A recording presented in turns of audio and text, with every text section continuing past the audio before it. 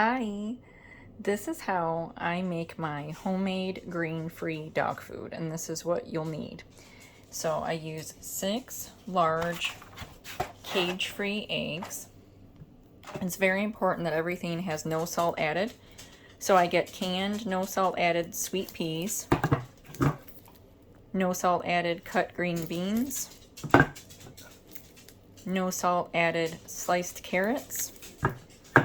Then I get asparagus cuts and tips, and cubed sweet potatoes that are both frozen because that's the only way I could get those ingredients without any salt added. I either get 2 pounds of ground frozen turkey, or I use 1 pound of ground frozen turkey and 1 pound of chicken gizzards. 1 can, which is 4.4 ounces of wild sardines that are in water with no salt added. And you need 1 ounce of chicken liver. And then you need the following supplements: kelp powder, Antarctic Krill oil, which are softgels, taurine, organic cold-pressed sunflower oil. It's very important that it is organic and that it is cold-pressed. Ground flax seed, and baked ground eggshell powder. I get all of the supplements on Amazon except for the baked ground eggshell powder, which I make myself. Let me know if you want a video on that. The canned peas, carrots, and green beans are not frozen and they're fully cooked, so I just drain them into a colander to strain them. And I put the peas in first, followed by the carrots and then the green beans, so that then I can just take a sharp knife and just cut them right in the strainer. And that makes it a lot easier for me. You just want to cut everything well enough so that nothing is a choking hazard for your dog. Now that my dog's been on this food for a while, I don't actually have to cut up the green beans as small as I had to the first time that I offered her green beans. But the first time that I offered her green beans, the only way that I could get her to eat them was to cut them up pretty small and to heat them with the scrambled eggs so that they smelled like the scrambled eggs. My vet told me to make sure that you introduce the green beans as either the first or the second ingredient, and for me, I introduced farm fresh eggs first and then the green beans as the second ingredient. And the first time she did not want to eat them, so I had to cut them up smaller and then heat them up with the eggs, and then she ate them fine. But just make sure that you don't introduce them as like the third ingredient or later, and make sure that they're cut up super small the first time and mixed ideally with whatever the other first ingredient is if they're not the first ingredient that you offered, so that they eat the green beans. This recipe calls for 3 tablespoons of the organic cold-pressed sunflower oil.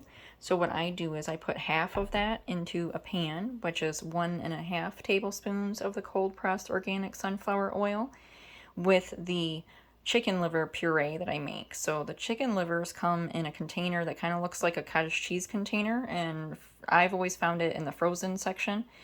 And this recipe for the whole batch calls for 1 ounce of chicken liver.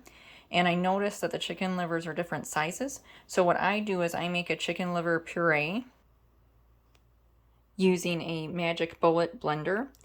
And then I measure out 1 ounce of chicken liver puree, which is 2 tablespoons of the chicken liver puree. And I put them into little snack sandwich baggies, which is like half the size of a sandwich baggie, the little snack baggies. And then I freeze them so that they're ready to be used. And then I put that 1 ounce, which is the 2 tablespoons of the chicken liver puree, into the pan with half of the oil for the recipe, so the 1.5 tablespoons of oil. And then I just leave that on the stovetop while I'm doing everything else, and it just thaws out organically from the heat in the kitchen while I'm doing everything else. You heat the frozen sweet potatoes and asparagus in a pan on the stovetop in water for 8 minutes. Then I drain the sweet potatoes and asparagus into the same strainer right on top of the canned vegetables. I got a set of these containers because they're perfect for this. They are 128 ounces or 3.78 liters. Then I put all of the vegetables into the container for the vegetable layer. Then I put the 6 large cage-free eggs into a container and I scramble them with a fork. You could use a whisk, it doesn't matter. I save the eggshells so that I have them ready for the next time that I need to make the baked ground eggshell powder. It's very important that you wash the eggshells in warm water. If you get the eggshells from the store that are white, you need to wash the inside and also the outside of the eggshells. And then do that before putting them into a gallon-sized freezer bag, and then you can freeze them so that they're ready to be used when it comes time to make the ground eggshell powder. This really makes a big difference, rinsing them first. The first time I did it, I didn't rinse them first, and they were frozen, and then I had to thaw them and then rinse them. So that's what I do for the eggs. I put the other half of the oil that the recipe calls for, so the other 1.5 tablespoons of the cold pressed organic sunflower oil into a pan, and I heat it, and then I use that to cook the scrambled eggs. Then I put the scrambled eggs in the container on top of the vegetables for the egg layer. For the ground turkey, I get it frozen at Walmart because it is significantly less expensive that way. Just read the ingredients and make sure that it doesn't have a bunch of other stuff added to it, because sometimes they have other like turkey mixtures that are like for something else. And I keep it in my deep freezer until I'm ready to use it, and then I move it to the refrigerator and put it into a Ziploc baggie just in case it leaks. If you want to just use ground turkey, then you use 2 pounds of the ground turkey for this recipe. But since I'm using the chicken gizzards, I'm using 1 pound of ground turkey and also the package of the chicken gizzards. I wish I could show you with one hand, but the easiest way that I've found to open these packages of the ground turkey is to use scissors and to just drive the one point of the scissors up right into the center, going right up.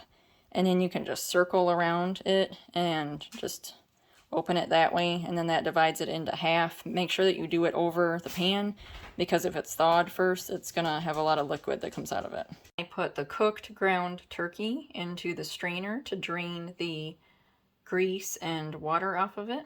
For the chicken gizzards, they need a little more time to thaw than the ground turkey, so I move them from the deep freezer to the refrigerator about 1.5 days before I'm going to be making them.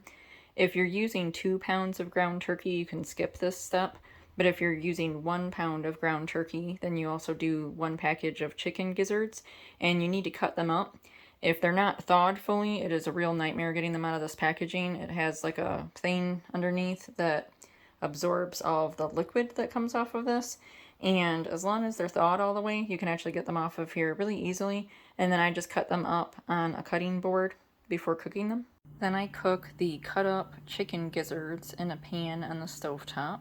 Then I drain the cooked cut up chicken gizzards in the strainer on top of the cooked ground turkey. As you can see, the frozen pureed chicken liver has fully thawed and is liquid now in the pan that I had it in with the oil. So now I'm going to drain the water off of the can of the wild sardines in water with no salt added. I put the drained wild sardines in the same pan with the chicken liver puree and the oil. And then I mix the oil with the chicken puree to make like a batter. And then I use my spatula and I just cut up the fish. They're really easy to cut.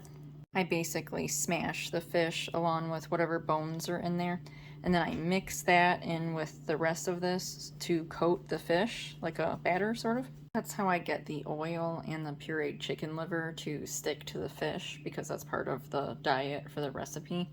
And then I just cook this on the stovetop for a few minutes because the chicken liver is raw. And I put the cooked wild sardines and pureed chicken liver in the pan on top of the cooked drained ground turkey and cooked cut up chicken gizzards. I add all of the supplements to the meat mixture. That is what has worked the best for me. I added them to the whole mixture before and it made it kind of like sticky, and for me as a human that just seemed less palatable to me, so I like to add it to the meat mixture and it sticks to it and it works out perfect. So with the Oil, you need the oil for fat and vitamin E, so that's why it's very important. We've already added it to the recipe, as you're aware. I like to use the organic cold-pressed sunflower oil, but you can also do it with extra virgin olive oil or coconut oil if you want. The kelp is very important for iodine for your dog's thyroid. However, it is potentially dangerous if you add too much. For this recipe, for the whole batch, you need 1/4 of a teaspoon of the kelp powder. So I actually went on Amazon and I bought these scoops that are stainless steel, and it was a set of 4, and they're 1/4 of a teaspoon. That way I make sure that I have exactly that for the kelp powder, and I keep one in the kelp powder container. And then I add it very carefully to the top of the meat mixture as evenly as possible, and then I mix it afterwards. You can kind of see it. And I add it first so that it gets mixed and evenly distributed as much as possible. And then I mix it again after every time I add another supplement so that the kelp powder gets mixed in thoroughly. Next is the taurine, which for this recipe for the whole batch requires 2,000 milligrams of taurine. So I found this on Amazon that it actually comes in 2,000 milligram servings, and it comes with a 2,000 milligram scooper inside of it, which is very convenient. I add it next because the eggshell powder is also white, so it makes it easier for me to see that I'm evenly distributing the taurine if I add it after the kelp, and then I mix it again after. Next, you'll add 4 teaspoons of the baked ground eggshell powder. And what I do is with just eyeballing it, I divide the pan into quadrants, and in each quarter I add 1 teaspoon. That way it's pretty even, and then when I'm done I mix it again. And see, after it's mixed, you don't see any white anymore. It just sticks to the meat, and there isn't any loose powder or anything. And you have to grind the eggshell powder down super small until it's actually a powder, so there shouldn't be any actual eggshells, you know. And you need the eggshell powder for calcium. Next is the ground flax seed, which you need for fiber, and for this recipe you actually need a 1/2 cup of the ground flax seed. So I actually use her cup that I measure her food to feed her with for this, and then I just sprinkle this across the top, and then I mix it again. And as you can see, when I'm done mixing it, you can't even tell that there is any supplements added to it. There's no dry spots of powder anywhere, and I call this the meat mixture. Then I put the meat mixture on top for the meat layer, which you can see the layers easily from the side. And then I like to take the spatula and just press it down just a little bit so that it kind of sticks together a little bit more and holds its shape when I take servings out, because I like to eyeball it to know like how big the serving sizes are, which will vary for your dog. For my dog, she is a female pit bull, so she's a medium-sized dog. So this makes 8 servings for her. I feed her twice a day. So this is 4 days worth of food. I feed her 4 cups of food a day, 2 cups twice a day. The reason why it is so much more than the commercial dog food is because the water content in a homemade diet is considerably higher. She has a severe grain allergy, so there's no grain in this recipe. This is a homemade grain-free recipe. If your dog does not have a grain allergy, of course you could use something like brown rice, legumes, corn, and other ingredients in your recipe instead of using a grain-free recipe. I am not a veterinarian, so please consult your veterinarian about making your homemade recipe to make sure that this is good for your dog. And last but not least, we have the Antarctic Krill Oil supplement, which you give for this recipe, and for my dog's size of her weight, she gets 500 milligrams twice a day of this. So each time that I give her each of her 2 meals, I add 1 of these soft gels to each meal, which totals 1,000 milligrams a day. I got this from Amazon as well. And what I do is I layer the Antarctic Krill Oil soft gel supplement in between the 2 cups of her food. So I put 1 cup of food in her bowl already, and then I put it in there, and then I take the other cup and I just put it right on top. And she loves this recipe so much. I'm sorry, that was loud. She loves this recipe so much that she has never even noticed that it's in there, and she absolutely loves it. So I hope your dog loves it too. Please let me know your thoughts, and if you have any questions in the comments. Thank you for watching, and let me know if you make your dog's own homemade dog food, and if so, let me know what recipe you use. Thank you. Have a great day or night.